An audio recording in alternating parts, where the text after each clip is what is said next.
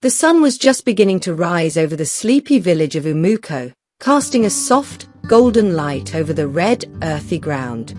The air was cool and fresh, alive with the sound of birds singing as people bustled to start their day.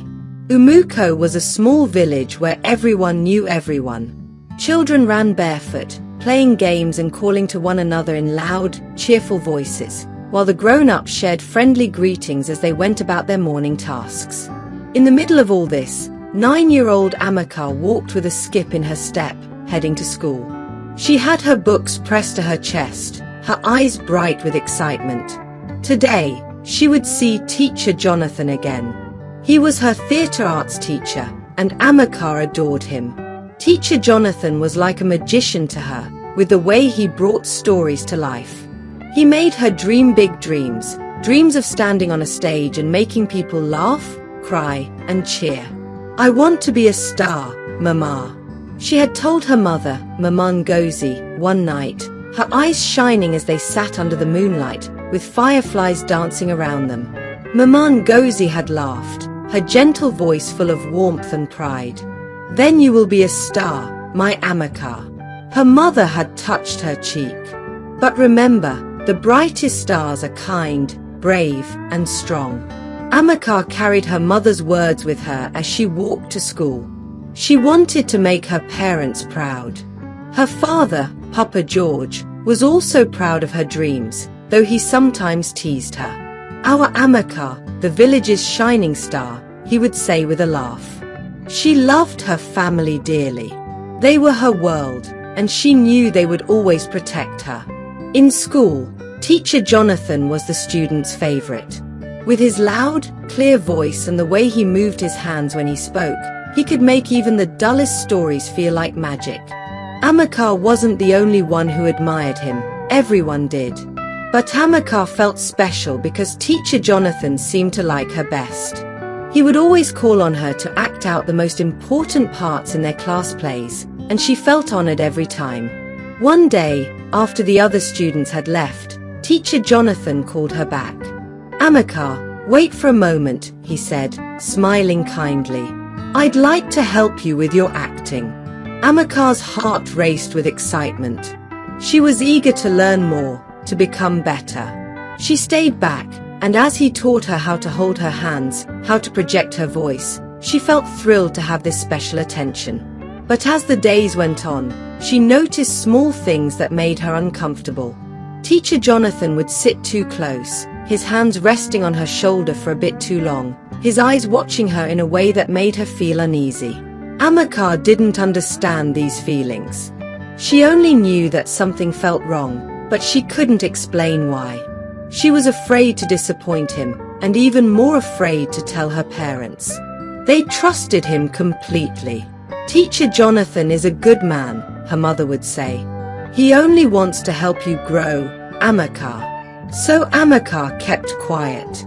She pushed the strange feelings down, hoping they would go away. Jonathan would speak in a voice that felt wrong, he would touch her in inappropriate parts, and he would speak in a voice that didn't belong to the kind, loud teacher she knew in class. "Amaka, you're special," he would say, his eyes lingering on her too long. "You understand things that others can't."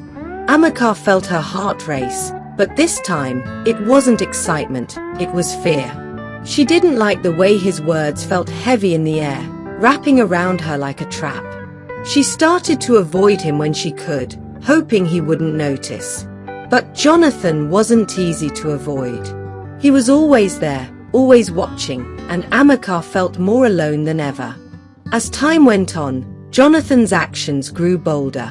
When no one else was around, and other students were on break outside playing, he would take her to the staff toilet and have his way. Amaka could only cry in silence, begging him to stop as it was hurting her. This becomes a routine for Jonathan, and Amaka will only wish one day someone will hear her. Her only comfort was her father, Papa George. She wanted to tell him everything, to sit down and pour out her fears. But Jonathan's voice echoed in her head, his threats clear. "If you say a word, Amaka, I'll hurt your family. No one will believe you." So, she stayed silent, swallowing her fears and hiding them in the depths of her heart. And teacher Jonathan continues with his evil deed. Papa George started to notice changes in his daughter. Amaka wasn't the lively girl she used to be. She seemed quieter, more distant. At night, she would stare into the fire, her face drawn and her eyes filled with shadows. He would ask her if something was wrong, but Amaka would always shake her head, forcing a small smile and saying, "No, Papa, I'm fine." But Papa George didn't believe her. He knew his daughter's heart well, and he could feel the pain she was hiding. He began to watch Jonathan carefully, sensing that something was amiss. Though he couldn't put his finger on it, a father's instincts told him that his daughter was in danger. One day, he decided to keep Amaka home from school, telling her they would spend the day together. She seemed relieved, clinging to his hand as if he were her shield, her protector. And that day, he saw a glimpse of the old Amaka, his lively, laughing girl, and his heart ached with the knowledge that he was losing her to something he couldn't yet see. "Amaka, whatever it is, you can tell me," he said gently as they walked through the fields, the golden sun above casting warm shadows around them. Amaka looked at him, tears filling her eyes, but she shook her head.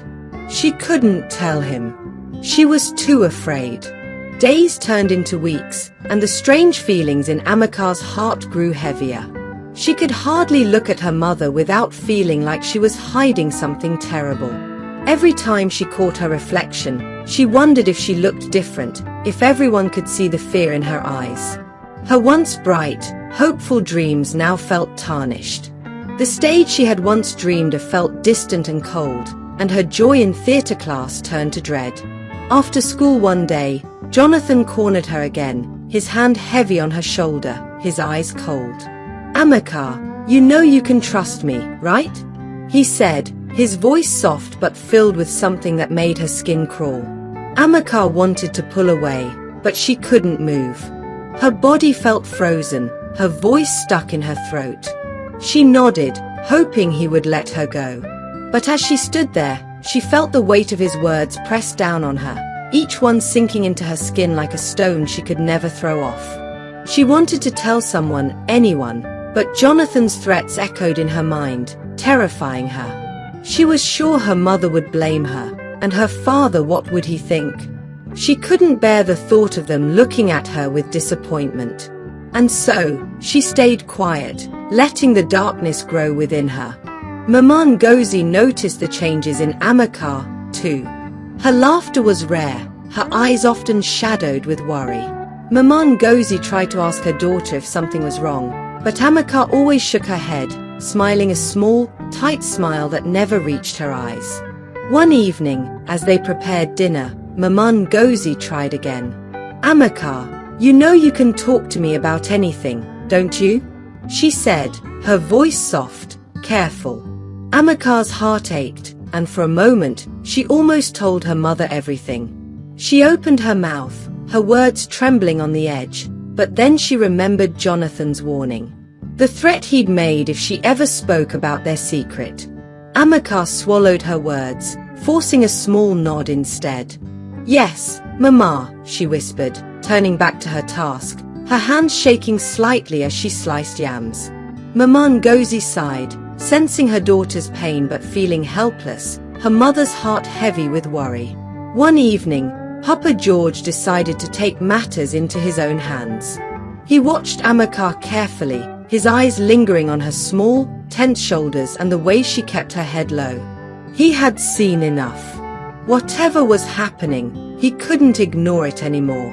"Amaka," he said one night as they sat together by the fire, "I want you to promise me something." Amaka looked up, her eyes wide with surprise. "Promise me that if anything is ever wrong, you'll tell me. No matter what it is." His voice was gentle but firm, his gaze steady as he looked at her, hoping his words would reach the fear that clouded her heart. Amaka swallowed, her hands twisting nervously in her lap. She wanted to tell him so badly, but the fear was too strong. She nodded, forcing a small smile. "I promise, Papa," she whispered, though deep down, She felt her promise breaking even as she made it. One warm evening, as Amaka's family gathered for dinner, Jonathan arrived unexpectedly, carrying a basket of bananas. He greeted them with his usual wide smile, his voice cheerful and familiar. "I brought these from my farm," he said, setting the basket on the table. "They are fresh and sweet. Just for you." Mama Ngozi thanked him warmly, and they invited him to stay for dinner.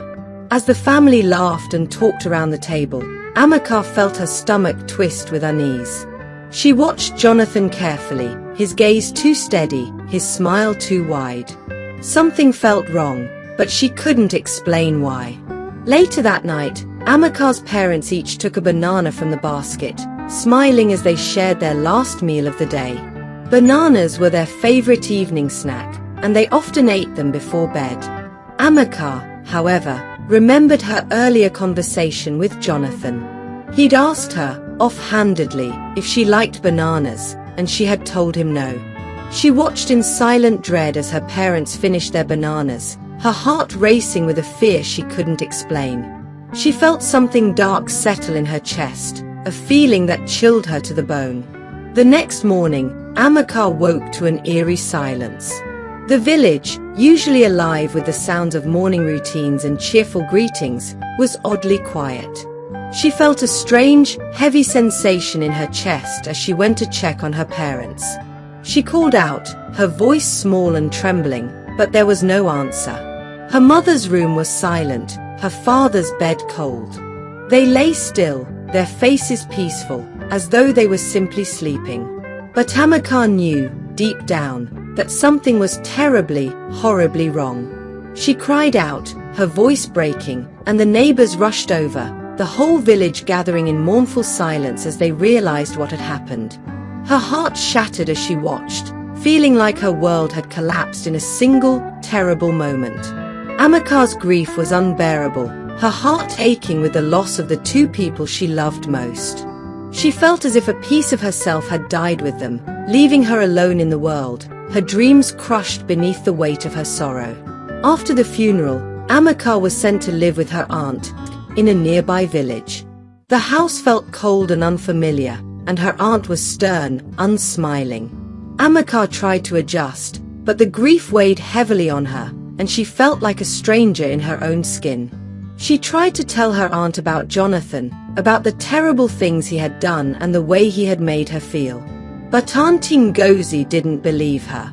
"Stop this nonsense, Amaka," she snapped.